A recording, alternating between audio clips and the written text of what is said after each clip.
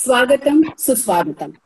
मी वैशाली अविनाश महालक्ष्मी आपणा सर्व उपस्थितांचे मराठी वैदर्भीय अध्यापक संघाद्वारा आयोजित द्वितीय भाषा मराठीच्या अक्षर भारती या पाठ्यपुस्तकाचे अंतरंग उलगडणाऱ्या नाविन्यपूर्ण अशा या आंतरजाल उपक्रमात सर्वांचे सहर्ष स्वागत करते. लेखक अतुल धामनकर लिखित जंगल डायरी या पाठाचे अंतरंग उलगडणाऱ्या आजच्या तज्ज्ञ आहेत सौ Pranjali Joshi madam. MA MEd असून मॅडमचा 30 वर्षे अध्यापनाचा प्रदीर्घ अनुभव आहे. न्यू इंग्लिश ज्युनियर कॉलेजच्या उपप्राचार्य म्हणून त्या सेवानिवृत्त जरी झाल्या असल्या तरी त्यांनी अध्यापन कार्य सोडले नाही. अजूनही त्या 9वी 10वीच्या विद्यार्थ्यांना ऑनलाईन मार्गदर्शन करीत असतात. नापास होणाऱ्या विद्यार्थ्यांमध्ये आत्मविश्वास जागवणे व त्यांना पुन्हा नव्या उमेदीने परीक्षेत सामोरे जाण्यासाठी तयार करणे हे मोलाचे कार्य त्या करतात. भामरागड येथील माडिया या बोलीभाषेतील पाठ्यपुस्तक निर्मितीत मॅडमचा मोलाचा सहभाग होता. 6वी ते 12वीच्या मराठी पाठ्यपुस्तक निर्मितीत मॅडमचा सहभाग आहे. महाराष्ट्र राज्य पाठ्यपुस्तक निर्मिती व अभ्यासक मंडळातर्फे देण्यात येणाऱ्या शिक्षक प्रशिक्षणात मॅडम तज्ज्ञ मार्गदर्शक म्हणून सहभागी होत असतात. विद्याभारतीच्या दक्षिण पश्चिम नागपूरच्या त्या उपाध्यक्षाही आहेत. अशा या मृदुभाषी, विद्यार्थी प्रेमी, संवेदनशील, कर्तव्य तत्पर, प्रसिद्धीच्या मागे न लागता केवळ आपल्या नाविन्याचा शोध घेण्याची तळमळ असणाऱ्या सुंदर हस्ताक्षराच्या धनी, मेधावी, सन्माननीय सौ जोशी मॅडम यांना अनुग्रह आहे की त्यांनी लेखक अतुल धामनकर लिखित जंगल डायरी या पाठाचे अंतरंग उलगडावे. देवता सरस्वती हिला वंदन करूया. तसेच माझे परमदैवत असलेले श्री संत ज्ञानेश्वर यांनाही मी नमस्कार करते आणि आपल्या अंतर्जाल पाठाला सुरुवात करते. स्वागतम सुस्वागतम. वैदर्भीय मराठी अध्यापक संघाच्या 10वीच्या अक्षर भारतीच्या रसिका अभ्यासकांचे या आभासी वर्गात मी मनस्वी स्वागत करते. आयोजकांनी मला एक समृद्ध पाठ शिकवण्याची संधी उपलब्ध करून दिली त्याबद्दल मी कृतज्ञता व्यक्त करते. आज आपण एक अत्यंत सुंदर चित्रदर्शी भाषा असलेला एक भाषा समृद्ध पाठ पाहणार आहोत. त्या पाठाचे लेखक आहेत बहुआयामी, बहुव्यासंगी आणि बहुश्रुत असे लेखक अतुल धामनकर. आपल्या विदर्भातलेच आहेत बरं का हे. चंद्रपूर जिल्ह्यातले. शालेय शिक्षणापासूनच त्यांना जंगलाची ओढ होती. जंगल भ्रमंती हा त्यांचा छंद होता. त्यातूनच त्यांना पक्षी निरीक्षणाचाही छंद निर्माण झाला. या छंदातून त्यांना आयुष्याची दिशा मिळाली. जंगल हे जीवन झाले त्यांचे आणि त्यातूनच मग लेखनाची प्रेरणा मिळाली. लेखनाची प्रेरणा मिळताच त्यांनी कितीतरी पुस्तकेही लिहून काढली. त्यांनी आपल्या या अनुभवाची शिदोरी कायमस्वरूपी आपल्यासाठी ठेवावी म्हणून काही फिल्म्स तयार केल्या. उदाहरणार्थ महाराष्ट्रातील वन्यजीवन, मॅमल्स अँड बर्ड्स, ताडोबा वाघाचे जंगल. त्यांची पुस्तकं इतकी अविस्मरणीय आणि सुंदर आहेत हे मी तुम्हाला नंतर दाखवीनच. पण पुण्याला एक पुलोत्सव नावाचा कार्यक्रम होत असतो. त्यांच्या 3 पुस्तकांना बेस्ट बुक हा अवॉर्ड देखील मिळालेला आहे. तसेच 18 ऑक्टोबर 2016 मध्ये ते जनतेचे लेखक म्हणून प्रसिद्ध झालेले आहेत. 2019 मध्ये पर्यावरण स्नेही साहित्य संमेलनाचे अध्यक्षपदी त्यांची निवड झाली होती. पुणे आकाशवाणी केंद्राने त्यांच्या मृगकथा या पुस्तकावर आधारित अशी एक नातं निसर्गाशी अशी एक मालिका तयार केली होती. ती बरेच आठवडे चालू होती आणि ती लोकप्रिय देखील झाली. त्यांनी अनेक पुस्तके लिहिली आहे असं मी तुम्हाला सांगितलं. त्यातली महत्वाची पुस्तकं वाघ, मृगकथा, ताडोबा, सिंह, कान्हा, अरण्य वाचन, नवरंगाचं घरटं आणि अरण्याचे अंतरंग अशा अनेक पुस्तकांचं त्यांनी लेखन केलेलं आहे. मी एक फॉर एक्झाम्पल म्हणून ही काही पुस्तकं आपल्यासाठी आणलेली आहेत. त्यांच्या फोटोग्राफीच्या छंदातून त्यांनी काढलेल्या वाघांच्या चित्रांना वर्ल्ड वाईड संस्थेने निवडलं आणि त्यांना बक्षीसही दिलं आणि त्यांच्या 12 फोटोंचं एक कॅलेंडरही जग जाहीर केलं. त्यांच्या फिल्म तुम्ही जरूर व्हिडिओवर बघा, युट्यूबवर बघा आणि त्याचा आनंद घ्या. चला आता आपण आपल्या पाठ्यपुस्तकाकडे वळूया. आपलं पाठ्यपुस्तकाचा कव्हर तुम्ही बघितला असेल. अक्षर भारती इयत्ता 10वीच्या मराठीच्या पुस्तकाचं मुखपृष्ठ बघा. या मुखपृष्ठामध्ये काय चित्र आहे?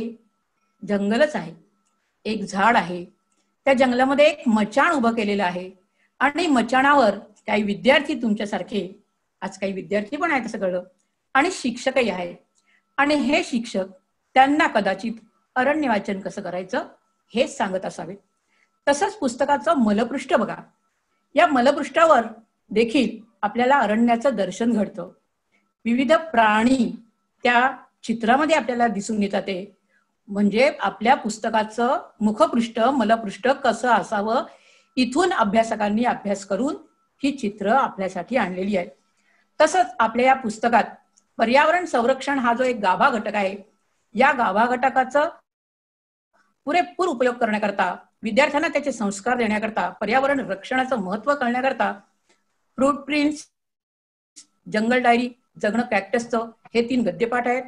तसेच रंग मजेचे रंग उद्याचे, हिरव्यागार झाडासारखे, स्वप्न करू साकार आणि पर्यावरण संरक्षण यासाठी हे धडे किंवा हे गद्य आणि पद्य आपल्या पुस्तकात आलेले आहेत. आता आपण या पुस्तकांपैकी जंगल डायरी हा लेख किंवा हा पाठ आपण पाहणार आहोत. जंगल डायरी हे आपल्या पाठाचं शीर्षक आहे.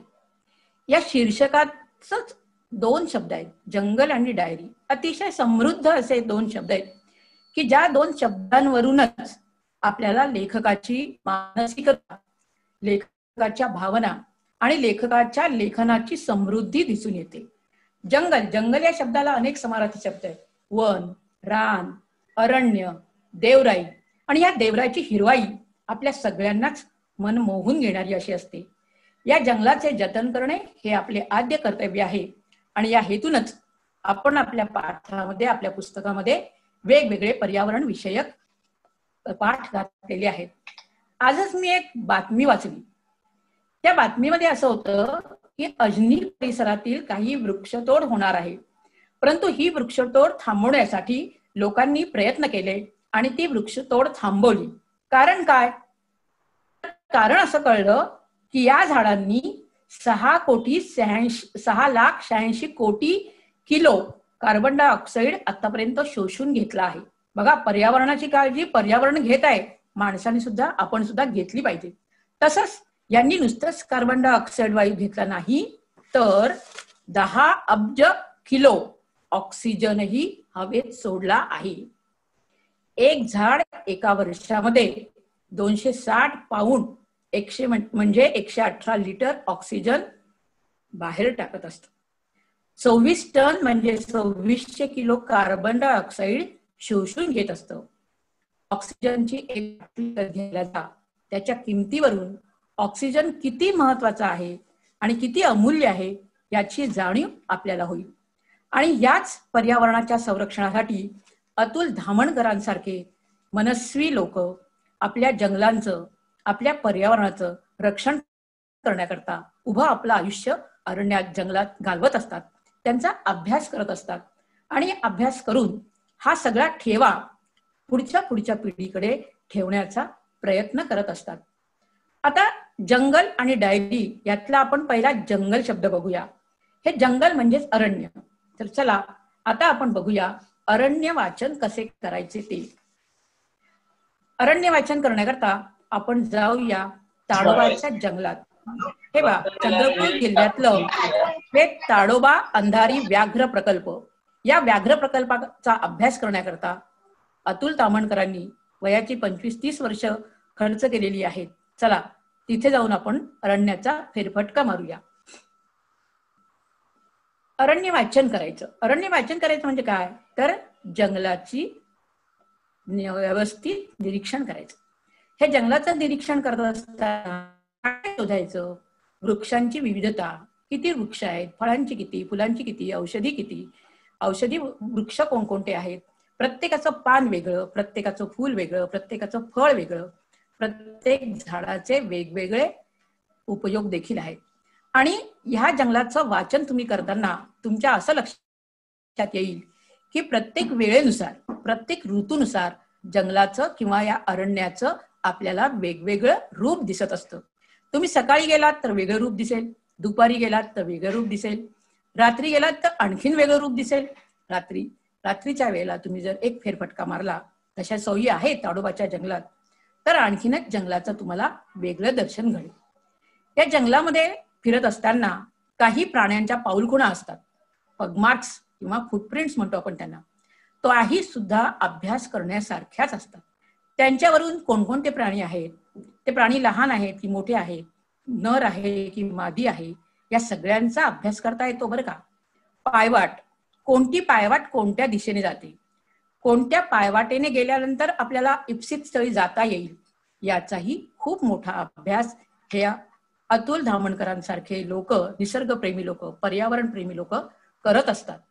आणि हे अभ्यास म्हणजे 1-2 वर्ष नाही, तर 20-20, 25-25 राहू लागली तर ते आपले जे पक्षी असतात बाकीचे इतर झाडांवर असलेले, त्यांना सांगण्याकरता कॉलिंग करत असतात. त्यांचे वेगवेगळे आवाज असतात, त्या आवाजाचाही वेगवेगळा अभ्यास असतो. तसंच जंगलामध्ये विविधता असते, प्रत्येक जंगल वेगळं असतं, अभयारण्य प्रत्येक वेगवेगळं असतं. तुम्ही आसाम काझीरंगाचं जंगल बघा, नागपूरचं बघा, कान्हा किसरीचं बघा, पेच प्रकल्पाचं बघा, चंद्रपूरचा ताडोबा बघा, अशा प्रत्येक जंगलाची काहीतरी विविधता असते.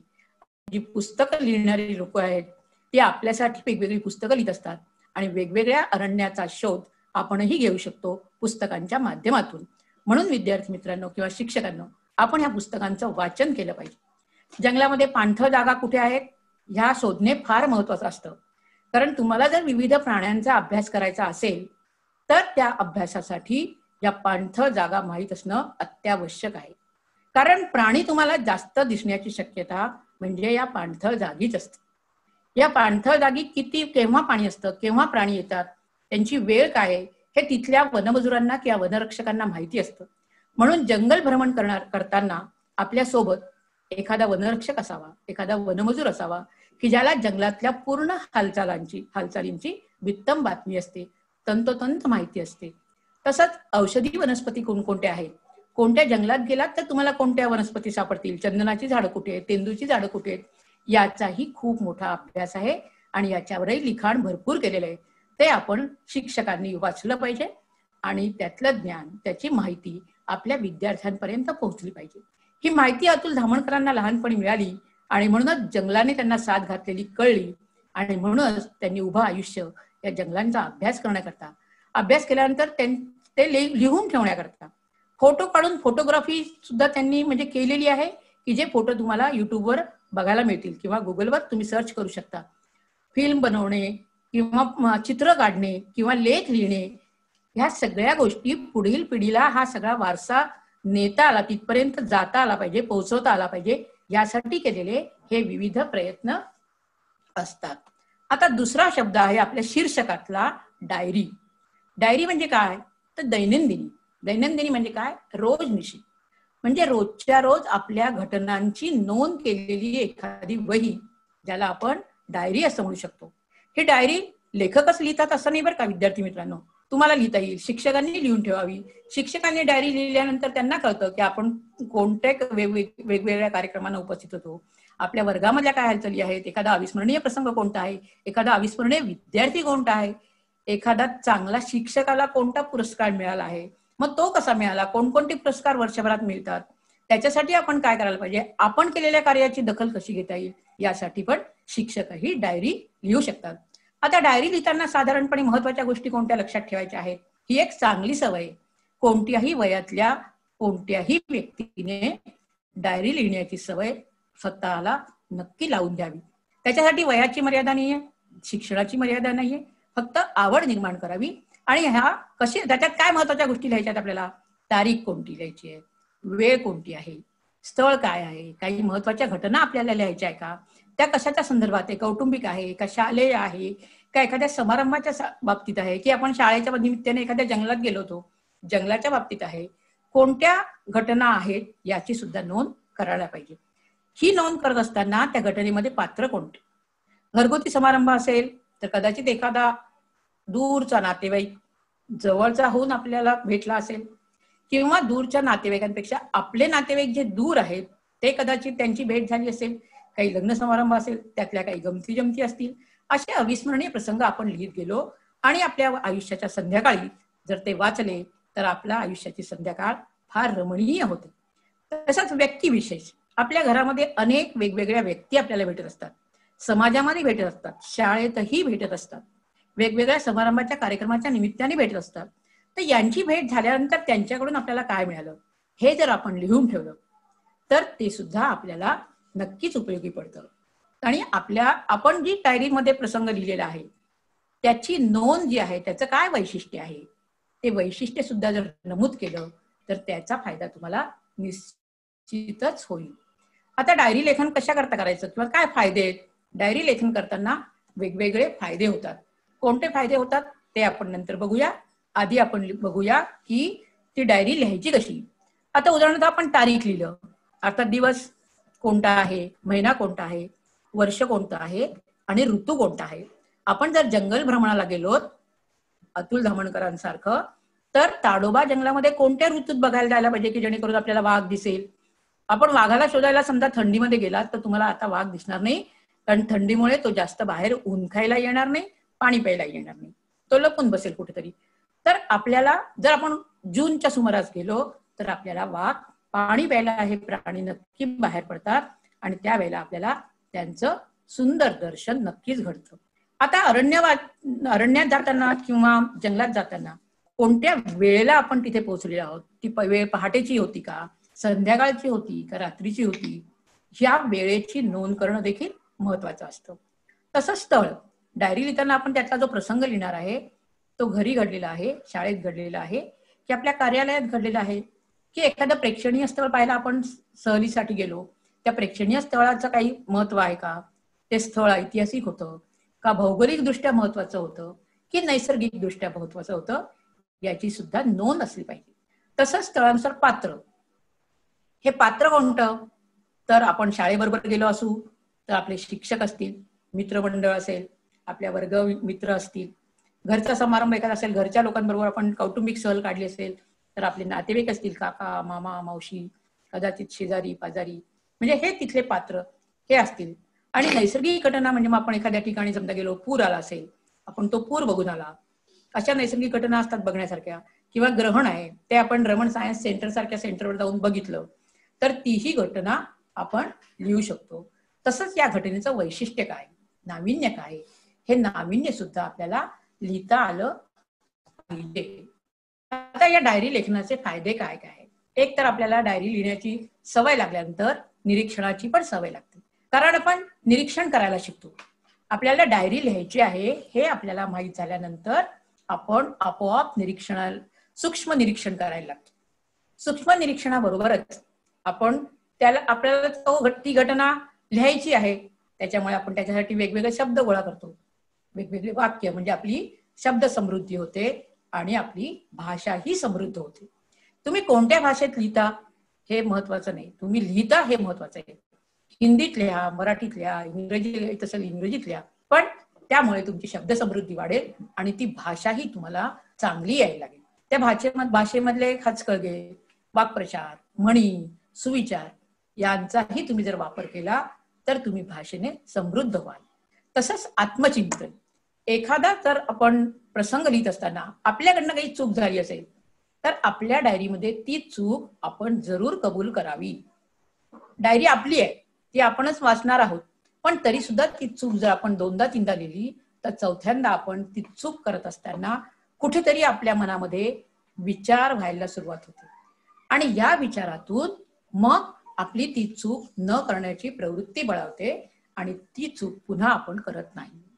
तसंच या डायरी लेखनातून आपल्यामध्ये सर्जनशीलता निर्माण होते, काहीतरी नवीन करण्याची. अतुल धामणकर बघा, पहिल्यांदा पक्षी निरीक्षणाकरता जंगलात जात होते. हे निरीक्षण करता करता त्यांनी पाना फुलांचं, फळांचं, वाघाचं निरीक्षण केलं आणि सर्जनशीलता कशी त्यांची आपल्याला दिसून येते, त्यांनी लिखाणाला सुरुवात केली, पुस्तकं लिहिली. पुस्तकं लिहून ते थांबले नाहीत, आणखीन सर्जनशीलता वाढली त्यांची. ते फोटोग्राफी, उत्तम फोटोग्राफर बनले. उत्तम फोटोग्राफर बनले एवढंच नाही, तरी प्रबोधनकार बनले. त्यांनी जे जे जंगलामध्ये चांगलं चांगलं बघितलं ते पुढील पिढीला दाखवण्याकरता किंवा पुढील पिढीला देखील अरण्याची ओढ लागावी म्हणून, आवड निर्माण व्हावी म्हणून त्यांनी अनेक शिबिरही जंगलामध्ये भरवली. या जंगलामधल्या या शिबिरांमध्ये येणाऱ्या विद्यार्थ्यांना त्यांनी या जंगलातल्या वेगवेगळ्या गोष्टी दाखवल्या. वेगवेगळ्या वनस्पती, वेगवेगळे प्राणी, वेगवेगळ्या प्राण्यांच्या वेगवेगळ्या सवयी, त्यांची वैशिष्ट्य ही सुद्धा त्यांनी त्या शिबिरातून विद्यार्थ्यांपर्यंत म्हणजे पुढच्या पिढीपर्यंत पोहोचवली. आता ही सर्जनशीलता करत आपल्या ठिकाणी आली की आपोआपच आपली चिकित्सक वृत्ती होते. आणि या वृत्तीची ही चिकित्सकता आपल्याला एक कलाकाराकडे घेऊन जाते. आपल्याला नाविन्याची ओढ लागते आणि या नाविन्यातूनच मग आपण काय होतो, एखादा चांगला कलाकार होतो. कदाचित लेखक, कदाचित फोटोग्राफर, कदाचित चित्रकार, कदाचित कवी देखील. या नाविन्यातून आपली सर्जनशीलता आपल्याला काहीतरी बनवून सोडते आणि निश्चितच मला असं वाटतं त्यातूनच कलाकार घडत असतात. आणि म्हणून प्रत्येकाने डायरी ही लिहिलेलीच पाहिजे. आता लेखकाची डायरी कशी आहे बघू बरं आपण. आपल्या पाठाची सुरुवात जी आहे जंगल डायरी, या पाठाची सुरुवात बघा या डायरीनेच केलेली आहे. लेखकाने जंगल डायरी हा पाठ जो आहे त्या पाठाची सुरुवात केलेली आहे. त्याची सुरुवातीला आपल्याला काय सांगितलेलं आहे, तारीख, कोणत्या तारखेला तुम्ही जंगलामध्ये गेला होतात, 27 मे 1997. वेळ कोणती आहे, वेळ कोणती होती, सकाळची की पहाटेची, पहाटेची वेळ होती. स्थळ कोणतं होतं, कोणत्या ठिकाणी ते ताडोबा जंगल एवढं मोठं पसरलेलं आहे. मग ते नेमके कुठून निघाले, कोळसा परिक्षेत्र, ताडोबा अंधारी व्याघ्र प्रकल्प, चंद्रपूर असा त्यांचा पत्ता आहे. पण ते कोळसा परिक्षेत्राच्या विश्रामगृहात थांबले होते आणि तिथून ते पुढे निघाले. मी सांगितलं की आपल्याला जंगलाच्या सगळ्या खाणाखुणा खाचा खोचा माहीत नसतात, म्हणून त्या जंगलाचा अभ्यास असणारा किंवा त्याचं माहिती असणारा एखादा माणूस आपल्या सोबत असायला पाहिजे. तसा लेखकाने सुद्धा त्यांच्यासोबत तिथला वनरक्षक, ज्यांचं आडनाव होतं टोंगे, त्यांना सोबत घेतलं. तसंच एक वनमजूर, त्याला आणखीन बारकावे, टोंगेंपेक्षाही अजून बारकावे त्यांच्याजवळ होते, ते बारकावे माहीत असणारा एक वनमजूर. आणि असे 3 जण ते जंगल भ्रमणास निघाले. आता जंगल भ्रमणास निघाल्यानंतर काय झालं, वनमजूर थबकला, काहीतरी त्याला दिसलं. आता काय दिसलं, काहीतरी दिसल्याने पटकन खूण केली की थांब रे बाबा, सगळ्यांनी थांबा. पटकन सगळे थांबले, पण काय दिसलं हे समजत नव्हतं. मग लेखकाने दुर्बिणीतून जेव्हा बघितलं तेव्हा लेखकाच्या लक्षात आलं की तेंदूच्या झाडाखाली एक बिबळ्या बसलेला आहे. आणि हा बिबळ्या त्या तिथल्या परिसराशी इतका त्याचा रंग मिळता जुळता होता की कदाचित लेखकाला त्याची शेपटी आली नसती तर कळलंच नसतं की हा बिबळ्या इथे बसलेला आहे म्हणून. कारण प्राण्यांच्या संरक्षणाकरता परमेश्वराने त्यांची रंगसंगती निसर्गाशी तादात्म्य पावणारी दिलेली असते.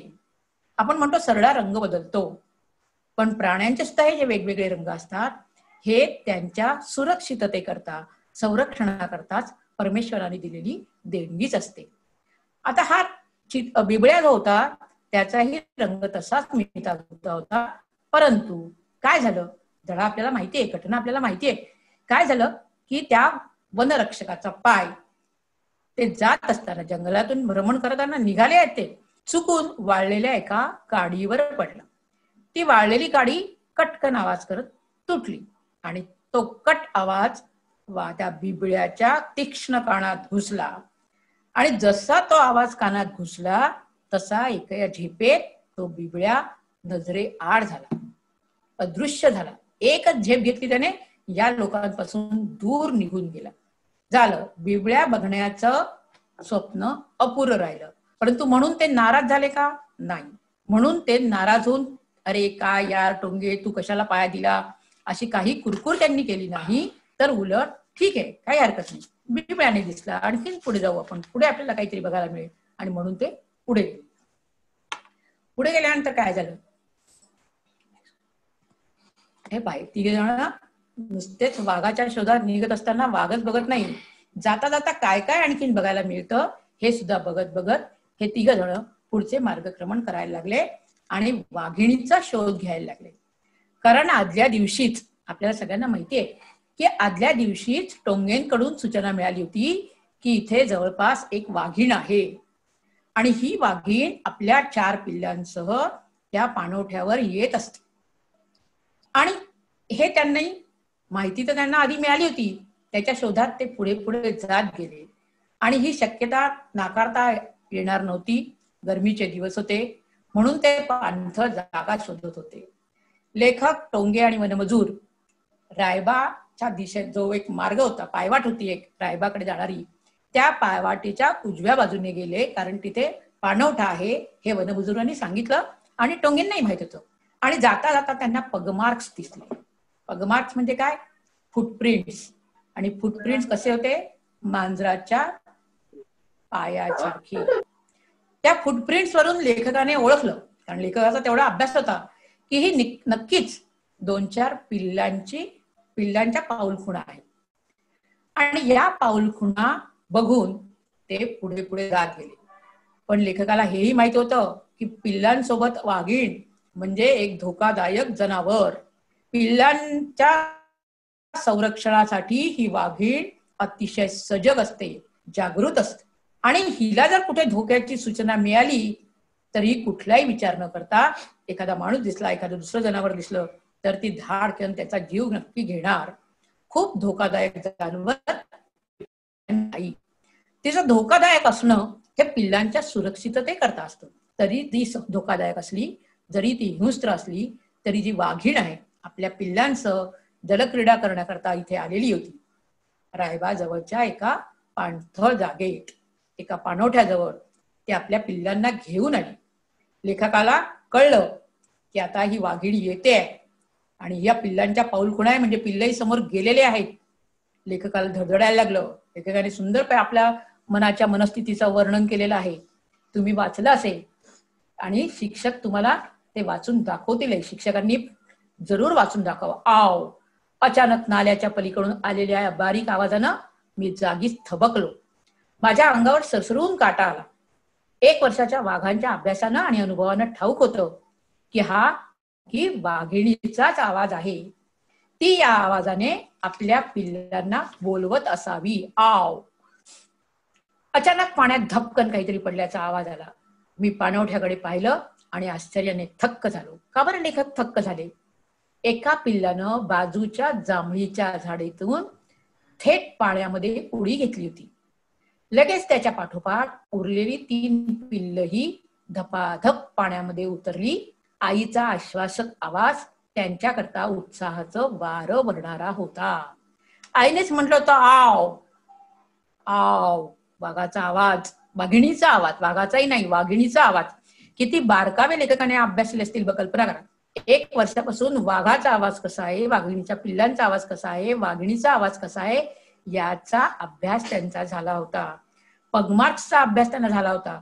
हे पगमार्क्स किती महिन्याच्या पिल्लांचे आहेत, कोणत्या प्राण्याचे आहेत, तो प्राणी नर आहे की मादी आहे, हे सुद्धा त्यांना त्या पगमार्क्स मधून कळलं होतं.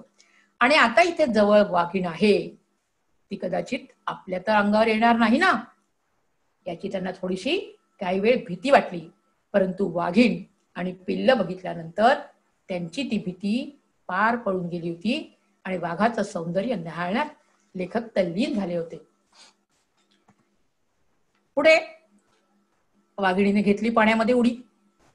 पिल्ले तिची त्या वाघिणीसोबत होतीच. तेही पाणी खेळण्यात मस्त झाली. पिल्ल शेवटी ती आपली जशी लहान मुलं दंगामस्ती करण्यात वस्तात असतात, तशी वाघिणीची पिल्ल. आणि त्यांना माहिती आहे आपण सुरक्षित आहोत, आपल्याला कशाचाही धोका नाही, कारण आपली आई आपल्यासोबत, आपली आई आपल्यासोबत आहे, ही तिची आश्वासक जी भूमिका आहे.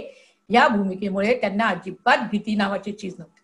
म्हणून ते दंगाधोपा करायला लागले. एकमेकांच्या अंगावर पाणी उडव, मारामारी कर, एकमेकांचा पाठलाग कर, पाण्यामध्ये उड्या घे.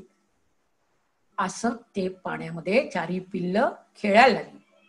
वाघीण मात्र स्वस्त शांतपणे पाण्यामध्ये बसली होती. ती जणू काही आपला श्रम झाले होते. ती आदल्या रात्री जागली होती, शिकार करून आली होती, आपल्या पिल्लांसाठी काहीतरी भोजन तयार केलं होतं आणि म्हणून ती त्या ठिकाणी थोड्या वेळ विश्रांती घेत होती. आईला विश्रांती घेणे, आपल्या स्वतःच्या पोटापाण्याची निगा राखणे हे अत्यंत गरजेचं असतं, कारण तिच्या आयुष्यावर पिल्लांचं आयुष्य अवलंबून असतं.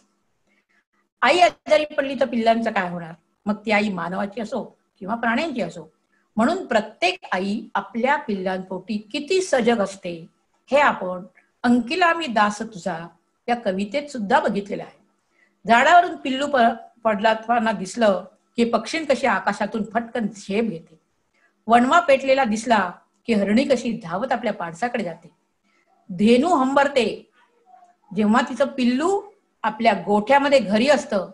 ही गाय रानामनामध्ये चरायला गेलेली असते, परंतु त्याला भूक लागली की ही गाय आपल्या त्या पाडसाच्या ओढीने आपल्या घराकडे निघते, कारण तिला माहितीये की माझ्या पाडसाला भूक लागलेली. ही असते आई. मग ती पक्षीण असो, ती वाघीण असो, ती हरिणी असो किंवा आणखीन गाय असो, प्रत्येक आई ही सारखी असते. आपल्या पिल्लांवर जीवापाड प्रेम करणारी असते आणि त्यांच्या सुरक्षिततेची पूर्ण जागृत राहून ती सजगतेने काळजी पण घेत असते. आता ती पिल्लं खेळतायत, पिल्लांचं खेळणं झालं, पिल्लांची आंघोळ झाली म्हणू शकतो आपण.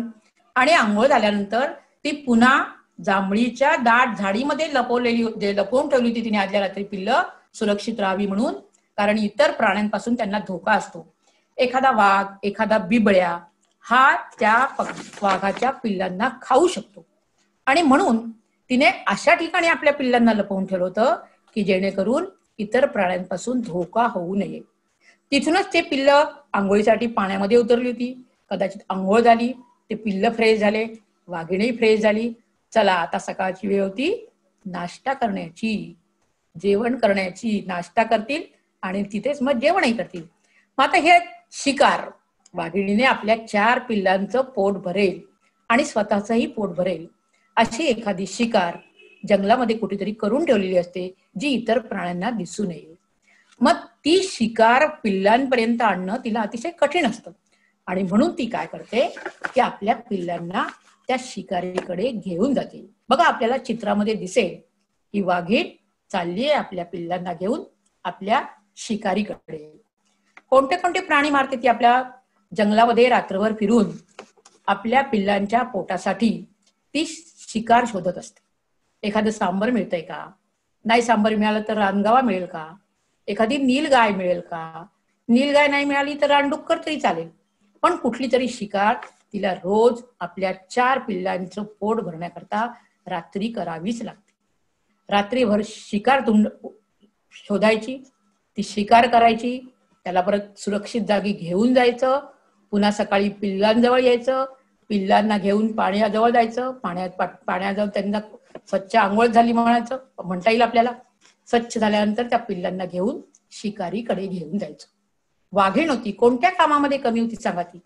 पूर्णपणे आपल्या पिल्लांचं सजगतेने संरक्षण करत होती.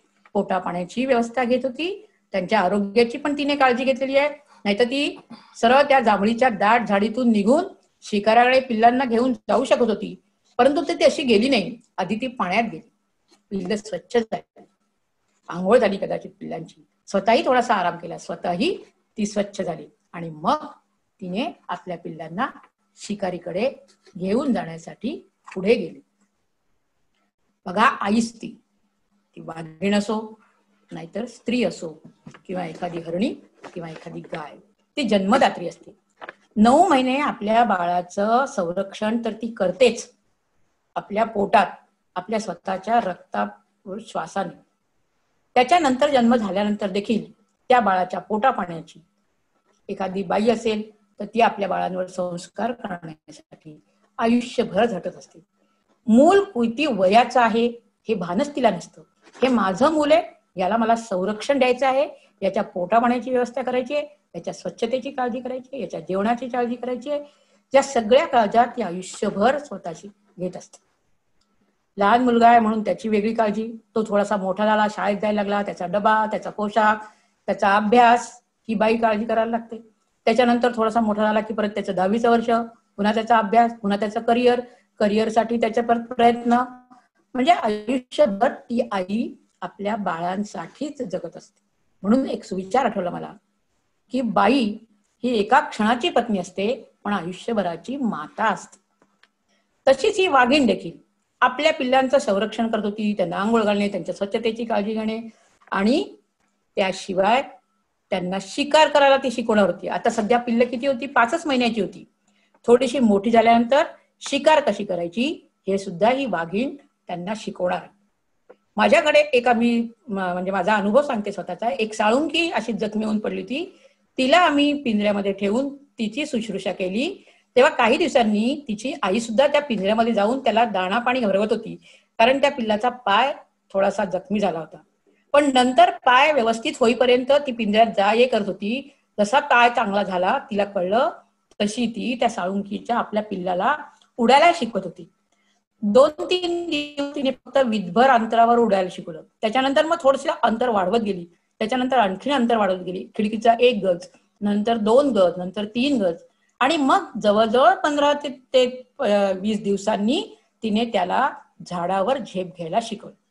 ती झाडावर झेप घेऊन त्या पिल्लाला घेऊन जात होती. पण कालांतराने थोड्याशा वेळाने ती परत त्याला घेऊन येत होती की नाही, अजून तू पूर्ण तयार झाला नाही, अजून तुझ्या पंखामध्ये बळ आलेलं नाहीये. हे तिने शिकवताना मी स्वतः अनुभवलेलं आहे. आणि मग नंतर ती एक दिवस उडून गेली आपल्या पिल्लाला घेऊन, ती पुन्हा आली नाही. परंतु तिने घेतलेली काळजी मी स्वतः अनुभवलेली आहे. ही आई असते. मूर्तिमंत मातृत्व, त्याचंच नाव आई. उगाच म्हणतो का आपण आई, आत्मा आणि ईश्वर यांचं सुंदर मिलत म्हणजे आई. हे मातेचं मातृत्व निस्वार्थी असतं, प्रेमळ असतं. कुठलाही स्वार्थ त्याच्यात नसतो आणि कुठलीही अपेक्षा देखील त्या आईला आपल्या पिल्लांकडे नसते. फक्त आपल्या मुलाबाळांचं चांगलं व्हावं, पिल्ला सुरक्षित राहावी, पिल्लं कुठल्या संकटात पडू नये, पिल्लांवर कोणती अडचण येऊ नये, ह्यासाठीच ती जागृत असते आणि आयुष्यभर झटतही असते. अशी असते ही आई.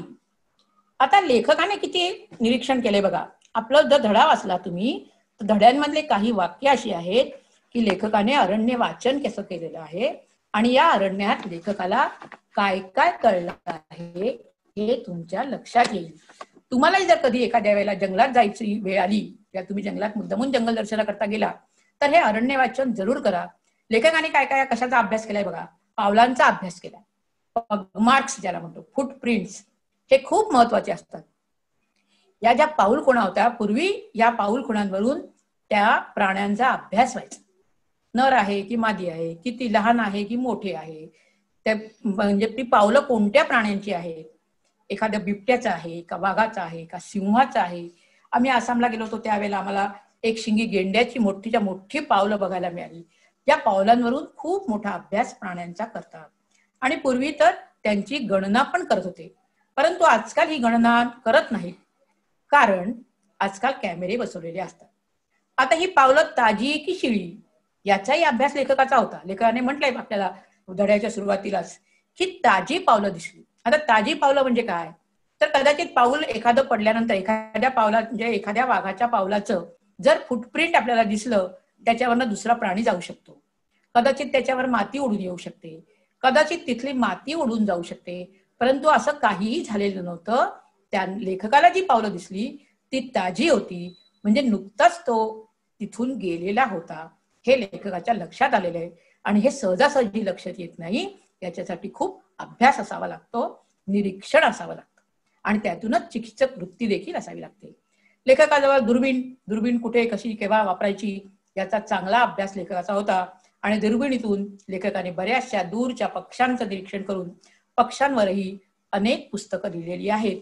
तुम्ही ती सगळ्यांनी जरूर वाचावी. पाण्याजवळ वाघाच्या वास्तव्याचा अभ्यास. पाण्याजवळ गेल्यानंतर वाघाच्या काय क्रिया होतात, ते पाण्याजवळ जाऊन नुसतंच पाणी पिण्याकरता जातात का खेळतात, एकमेकांवर पाणी कसं उडवतात, यांचाही अभ्यास लेखकाने केलेला आहे. वाघाच्या अस्तित्वाची ओळख कशी असावी, वाघाचा आवाज, वाघाचं कॉलिंग, वाघाची डरकाळी, वाघाची हाक, एकमेकांना घातलेली साद, या सगळ्यांमध्ये थोडा थोडा फरक असतो. तो आपल्याला जाणवणार नाही. आपल्याला सगळे आवाज सारखेच वाटतील, जसे आपल्याला सगळे वाघही सारखे वाटतात. परंतु आपल्या प्रत्येकाच्या हातावरच्या रेषा जशा सारख्या नसतात, तसंच वाघाच्या अंगावरचे पट्टे किंवा ठिपके देखील प्रत्येकाचे वेगवेगळे असतात. प्रत्येकामध्ये काहीतरी थोडाफार बदल असतो आणि तो अभ्यासावरूनच लक्षात येतो. आणि प्रत्येक प्राण्यांचं मातृत्व कसं असतं ते मातृत्वाचं दर्शनही या लेखकाने आपल्या जंगल भ्रमणातून केलेला आहे. आवाजांचा अभ्यास केलेला आहे. कॉलिंग काय असतं, एखादा वाघ दिसल्यानंतर एखाद्या पक्षाला पटकन कळतं, कारण पक्षी कसे उंच असतात. उंच झाडावरून त्यांना जर एखाद्या वाघाची चाहूल लागली तर आपल्या सगळ्या इतर पक्ष्यांना ते सजग करण्याचा प्रयत्न करतात. त्यांचा किलकिलाट वाढायला लागतो. ते एकमेकांना साथ घालून सांगतात, बघ रे बाबा, एखादं संकट आपल्याकडे येत आहे, वाघ चालून येतोय, असशील तिथून उठ आणि किंवा स्वतःची सुरक्षितता लक्षात घे.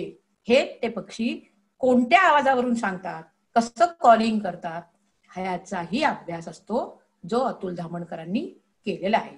मी मगाशी तुम्हाला म्हटलं की बहुआयामी असे हे लेखक एवढ्या सगळ्या गोष्टींचा अभ्यास करण्याकरता आयुष्य वेचतात. आपण त्यांची पुस्तकं वाचली तरीही त्यांना ती एक सलामी होईल. तसंच आपल्या संपूर्ण अनुभव घेऊन त्यांनी एवढ्या नुसत्या गोष्टींचा अनुभव घेतला नाही, तर लेखन, प्रबोधन, चित्रीकरण हे सुद्धा केलं. या त्यांच्या दुर्बिणीच्या वापरातून जसे पक्षी त्यांनी अभ्यासले, तशा प्रत्येक पक्ष्यांची घरटी, प्रत्येक पक्षाचं घरटं वेगळं असतं, प्रत्येक घरट्याचं वैशिष्ट्य वेगळं असतं, पिल्लं कशी असतात, पिल्लांची काळजी कशी ती माता घेते, ह्यात सुद्धा विविधता असते. ही विविधता ही लेखकाने आपल्या निरीक्षणात टिपलेली आहे, लिहिलेली आहे, फोटो मध्ये कॅच केलेली आहे आणि फिल्म मध्ये सुद्धा दाखवलेली आहे. याचा अनुभव आपण जरूर घ्यावा. आता आपण बघितलं की जवळजवळ पाठ आपला संपलेला आहे. मग हा पाठ आपल्या पुस्तकात का आहे? कशा करता आपण जंगलाचा अभ्यास करायचा, कशा करता आपण हा पाठ घेतला? आपल्याला वाघाचं वर्णन कळलं, आपल्याला जंगलाचं महत्व कळलं. आता आपले गाभा घटक काय? गाभा घटक काय आहेत? पर्यावरण संरक्षण हा खूप महत्वाचा प्रश्न आज सगळ्या जगासमोर आहे. तर याची जाणीव आपल्यालाही व्हावी. उद्या तुमच्यातलाच एखादा अतुल धामणकर तयार होईल. तो जंगलाचा अभ्यास करेल, त्याला जंगलाची ओढ लागेल. त्याला नाही जंगलाची ओढ लागली तर वनस्पतींची लागेल, वनस्पतींची नाही लागली तर पक्ष्यांची लागेल, पक्ष्यांची नाही तर वाघाची लागेल. आणि हा अतुल धामणकरांचा वारसा झेलायला तोही कदाचित प्रवृत्त होईल. कारण पर्यावरण संरक्षण करायचं म्हणजे काय? आपले जंगल, आपले प्राणी, आपले पक्षी, आपल्या वनस्पती यांचंच संरक्षण करायचंय. आपला ऑक्सिजन याचं रक्षण करायचं आहे. आपण उगाच म्हणतो का सारखे नारे, झाडे लावा, झाडे जगवा, त्यामुळे आपल्याला पावसाचा परिणाम, आपल्याला दिसतोय आता की पाऊस कसा अनियमित व्हायला लागेल, कारण आपण जंगल तोड करतोय. आपण झाडांना तोडून आपलंच पर्यावरण दूषित करून टाकलेलं आहे. हे पुन्हा आपल्याला सुधारायचं असेल तर झाडं लावण्याशिवाय दुसरा पर्याय नाही. तुकाराम महाराज काय उगाच सांगून गेले का, वृक्षवल्ल्या मा सोयरी? आपण ते लक्षातच नाही घेतलं. एक अभंग आहे म्हणून तो म्हटला आणि सोडून दिला, पण याच्यात किती मोठं तथ्य आहे हे आज प्रत्येक शिक्षकाने आपल्या विद्यार्थ्यांपर्यंत पोहोचवलं पाहिजे. शिक्षकांना माहितीच आहे, पण शिक्षकांनी त्याची जाणीव विद्यार्थ्यांपर्यंत नेली पाहिजे. पशु पक्षी, जमीन, नद्या, डोंगर, झाडे, जंगले या साऱ्यांचा अभ्यास म्हणजे गाभा घटकांचा अभ्यास आहे. या गाभा घटक आहेत आपली, ही आपली राष्ट्रीय अस्मिता जोपासण्याचा हा छोटासा प्रयत्न आहे. आणि त्याच्यातूनच या जंगलांचं संवर्धन करायचंय, संरक्षणही करायचंय.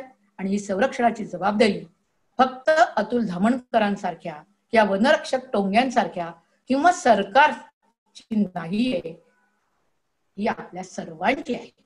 आणि याची जाणीव करून देणे यासाठी या जंगल डायरी सारखे, फुटप्रिंट सारखे धडे आपल्या पाठामध्ये, आपल्या पाठ्यपुस्तकामध्ये आहेत. मूल्य कोणकोणती जोपासला येतात? मी तुम्हाला सुरुवातीलाच म्हटलं की हा पाठ खूप समृद्ध आहे. इथे संवेदनशीलता आहे, राष्ट्रीय मूल्य आहे. संवेदनशीलता म्हणजे काय? त्या वाघाबद्दलची आपल्या मनामध्ये एक आपुलकी निर्माण होते की हे जंगल माझं, भारत माझा म्हणतो आपण, भारत माझा देश आहे, भारतातली सगळी जंगलं माझी आहेत. म्हणजे काय? मी तिथे जाऊन सगळे फळं ओरबडावी, फुलं ओरबडावी असं नाहीये. त्याचं संरक्षण करण्याची जबाबदारी पण माझी. ते संरक्षण केलं पाहिजे आणि संरक्षणाबरोबर संवर्धनही करता येण्याकरता माझा खारीचा वाटा जरी मी उचलला, असं जर प्रत्येकाने विचार केला, मी जास्त काही करू शकणार नाही, मी काही जंगल निर्माण करू शकणार नाही, पण मी एक झाड जरी झालं, खारीचा वाटा जरी उचलला तरी तो पुष्कळ आहे. राष्ट्रीय मूल्य आहे आपल्या जंगलांचं, आपल्या संस्कृतीचं, आपल्या देशाचं, आपल्या पर्यावरणाचं संरक्षण करणे ही आपली प्रत्येकाची जबाबदारी आहे. हे एक राष्ट्रीय मूल्य आहे. आपल्याला करोनाने ते शिकवलं आहे असं म्हटलं तर ते वावगं होणार नाही. सौजन्यशीलता जंगलामध्ये गेल्यानंतर प्राण्यांचा अभ्यास करायचा आहे, प्राण्यांना मारायचं नाहीये, त्यांची संख्या कमी करायची नाही, त्यांची शिकार करण्याकरता जंगलात जायचं नाहीये, तर त्यांना सांभाळायचं, त्यांची संख्या दिवसेंदिवस कशी वाढेल याची दक्षता घ्यायची आहे. ही सुद्धा एक राष्ट्रीय जबाबदारी आहे. चिकित्सक वृत्ती, पुन्हा हे सगळं करत असताना चिकित्सा, कोणत्या प्राण्याची सुरक्षा कशी करायची, त्यांच्या संरक्षणाचे मार्ग कोणते अवलंबायचे, त्यांची संख्या वाढली पाहिजे म्हणून काय करता येईल, त्याच्यासाठी कोणाकडनं मदत घेता येईल, या सगळ्या गोष्टी चिकित्सक वृत्तीने अभ्यासायच्या. आणि सर्वात महत्वाची ही जबाबदारी माझी आहे, तुम्ही काय करू शकतो याचा विचार करायचा. ही जर संवेदनशीलता तुमच्या ठिकाणी असेल तर तुम्ही निश्चितच हे करू शकता. ताणतणावांचे समायोजन, या जंगल डायरी मधून हेही मूल्य आपल्याला साकार करता येईल. किती छान धडा आहे बघा. आपल्याला त्या पाण्यामध्ये खेळणाऱ्या पिल्लांचं वर्णन ऐकूनच थंडगार वाटत. मला आता फार मजा आली. कसं लेखकाने इतकी सुंदर शब्दामध्ये वर्णन केलेलं आहे. चित्रदर्शी भाषा म्हटलं मगाशी मी तुम्हाला. ही चित्रदर्शी भाषा म्हणजे काय, ती भाषा वाचल्यानंतर, तो परिच्छेद वाचल्यानंतर आपल्या समोर ते चित्र डोळ्यासमोर उभं राहतं. ते पाण्यामध्ये वाघीण बसलेली आहे, त्याच्या पाठीवर तिचं पिल्लू उडी मारत आहे, ती थोडीशी हळूच पैकी रागवते आहे, बाकी पिल्ल एकमेकांच्या मागे फिरतात आहे. हे सगळं चित्र कसं शब्दांच्या माध्यमातून, इथे लेखकाजवळ ब्रश नाहीये, इथे लेखकाने फोटोग्राफी घेतलेली नाहीये. मी एक सहज पीपीटी सुशोभित करण्याकरता ह्या फोटोंचा वापर केलेला आहे, पण लेखकाची भाषा चित्रदर्शी आहे. याचा अर्थ लेखकाने ते चित्र शब्दांच्या कुंचल्यातून आपल्या डोळ्यासमोर साकार केलेलं आहे. वाघीण शिकारीला घेऊन निघाली, बिचारी दोन पिल्ल तिच्या मागे. काही अज्ञाधारात मुलं असतात, आईने चल म्हटलं की चालली. काही कशी असतात, मुलं खेळायला गेल्यानंतर जर आईने हाक मारलं तर मग थांब गाई, आत्ता येतो, थांब गाई नंतर येते, 5 मिनिटं थांब ग, येतच नाहीत. काही पिल्ल रेंगाळतात. मग पुन्हा आवाज द्यावाच लागतो आपल्या मुलांना जसा आपल्याला, तसा वाघिणीने पण ती निघाल्यानंतर 2 पिल्ल सोबत असल्यानंतर तिच्या लक्षात येते, थोडस समोर जात नाही तर, की अजून 2 जण आलेले नाही. पुन्हा तिने आवाज केला, येता का नाही रे आता, चला लवकर मी निघाले, भूक लागली की नाही. पुन्हा एक आवाज. या आवाजामधला बदलही लेखकाने लक्षात घेतलेला आहे. तसाच तो त्या धड्यामध्ये लिहिलेला आहे. तुम्ही जर ते 2 शब्द बघितले तर 2 शब्दाच्या लेखनातला फरक तुमच्या लक्षात निश्चित येईल. नक्की तो बघा. तसंच जीवन कौशल्य, कोणकोणती जीवन कौशल्य आपल्याला या पाठातून दिसतात. स्वची जाणीव. तसं लेखकाला जंगलात फिरता जाणीव झाली की नाही, मी चांगला जंगलाचा अभ्यासक होऊ शकतो. ही स्वची जाणीवही आपल्याला आपल्या पाठ्यपुस्तकाच्या अभ्यासातून झाली पाहिजे. समस्या निवारण. टोंगेचा पाय काडीवर पडला आणि काडीचा कट्टा आवाज झाला आणि बिबळ्या दिसणारा निघून गेला. समस्या आहे, बिबळ्याला बघायला बिबळ्या निघून गेला. परंतु लेखक चिडले नाही. काय हो टोंगे, तुम्हाला बघून चालता येत नाही का? तो डोळ्यासमोर बिबळ्या होता, चांगला बघितला असता, निघून गेला नाही. कोणतीही नकारात्मक प्रतिक्रिया लेखकाने वर्तवली नाही. ठीक आहे, हरकत नाही, समस्या आली होती, पण लेखक पुढे गेले. निर्णय क्षमता. आत्ता वाघ दिसणार नाही, थोड्या वेळाने दिसेल, थोड्या वेळाने दिसेल ना. आणि मग यावेळेला आपण काय करायचं, श्वास रोखून ते वाघांचं पाण्यातलं खेळणं, ती जलक्रीडा लेखकाने पाहिलेली आहे. तिथे जर लेखकांनी किंवा टोंगेंनी गप्पा मारल्या असत्या, एकमेकांशी बोलले असते, तर जलक्रीडा करणारे ते जे वाघ होते ते मुक्तपणे पाण्यामध्ये संचार करू शकले असते का? नाही. मग हे त्यांना कळलं की आता आपण इथे श्वास रोखून, आपल्या श्वासाचाही आवाज तिथे जाता कामा नये आणि त्या खेळामध्ये विघ्न येता कामा नये, याची दक्षता लेखकाने घेतलेली आहे. प्रभावी संप्रेषण. संप्रेषण म्हणजे काय, तर आपल्या भावना दुसऱ्यांपर्यंत पोहोचवणे. हे काम लेखकाने अतिशय सुंदर केलेलं आहे. त्यांना दिसलेलं जंगल, त्यांना भेटलेले प्राणी, त्यांना दिसणारे पक्षी, हे सगळे त्यांनी आपल्यापर्यंत पुस्तकाच्या माध्यमातून, फिल्मच्या माध्यमातून किंवा आणखीन वेगवेगळ्या शिबिरातून आपल्यापर्यंत आणलेले आहेत. यालाच तर संप्रेषण म्हणतात ना. हेच तर प्रभावी संप्रेषण ना. लेखन, वाचन आणि फिल्म बनवणे, त्याचा फोटो काढले त्यांनी, फोटोचं प्रदर्शन भरवलं त्यांनी, हे सगळं संप्रेषणच नाही का? तर असे संप्रेषण कसं करायचं, संप्रेषण, हे सुद्धा आपल्याला या पाठामध्ये दिसतंय. लेखकाने डायरी लिहिलेली आहे. त्या डायरीतून आपल्याला एका दिवसाच्या डायरीवरून एवढं मोठ्या जंगलाचा एवढा मोठा परिसर, एवढा मोठा वाघीण, तिची 4 पिल्लं आपल्या डोळ्यासमोर आणलं. याच्याशिवाय आणखीन संप्रेषण चांगलं काय असू शकतं? सर्जनशीलता हीच लेखकाची सर्जनशीलता आहे. लेखन करणे, फोटोग्राफी करणे, छान छान फोटो काढणे, छान फिल्म तयार करणे. नंतर त्यांनी नातं निसर्गाशी म्हणून एक चांगली मालिका सादर केली पुणे आकाशवाणी केंद्रातर्फे. तेही त्यांचं संप्रेषण होतं आणि तीही त्यांची सर्जनशीलताच होती. आणि ह्याच्यातूनच भावनांचं समायोजन. आपल्या भावना आपल्याला काबूत ठेवता आल्या पाहिजे, हे समायोजन.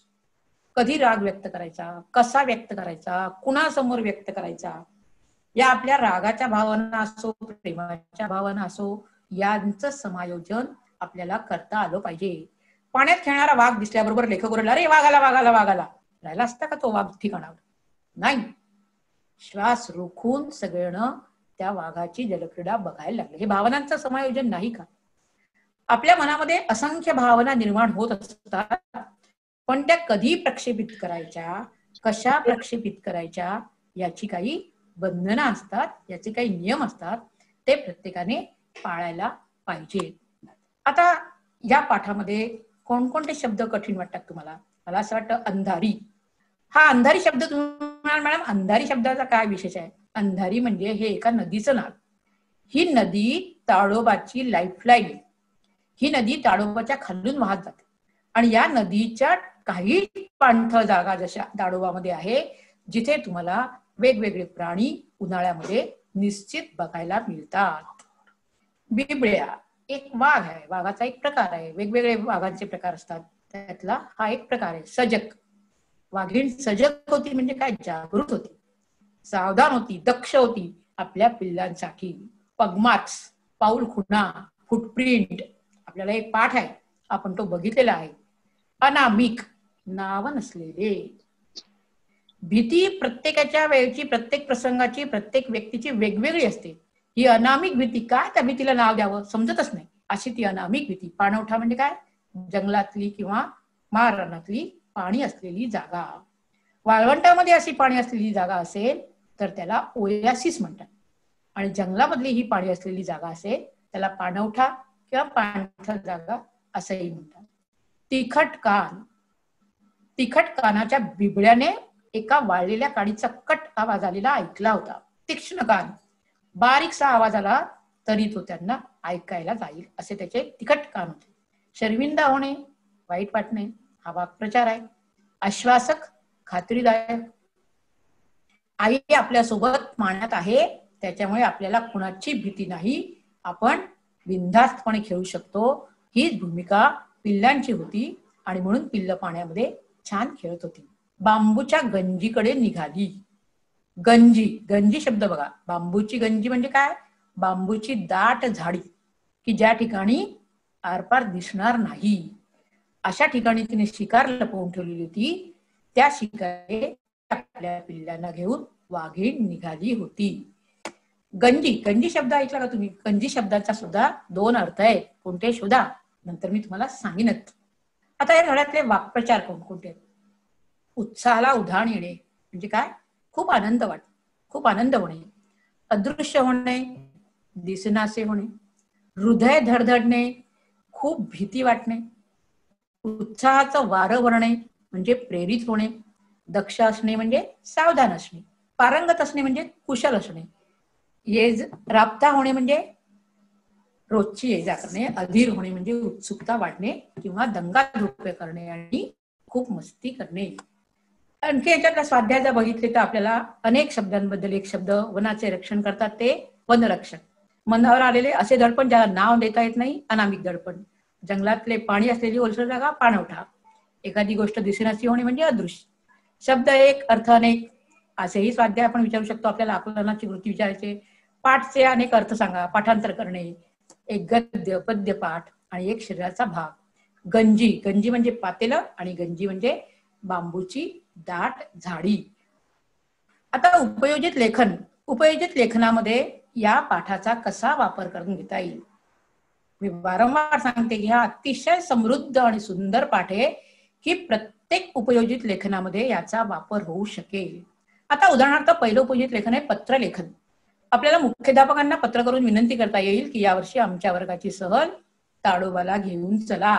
मग ताडोबामध्ये आम्हाला काय करायचं आहे, ते जंगल पाहायचं आहे, अरण्य वाचन करायचं आहे किंवा वाघ बघायचे आहे, म्हणून ताडोबाला सहल नेण्यात यावी अशी विनंती करणारे पत्र विद्यार्थी प्रतिनिधी, कॅप्टन, मॉनिटर म्हणून तुम्ही लिहू शकतात.